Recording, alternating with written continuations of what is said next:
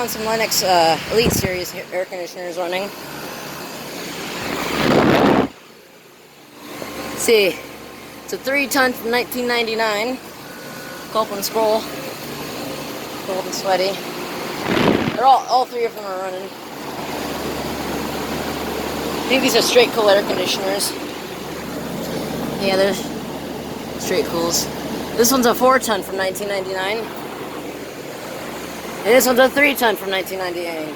So these two are 3 tons. This one's a 4-ton with a fan motor hack job. Making this really quick because we gotta go. All have perfect charge.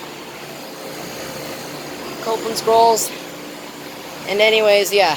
Thanks for watching.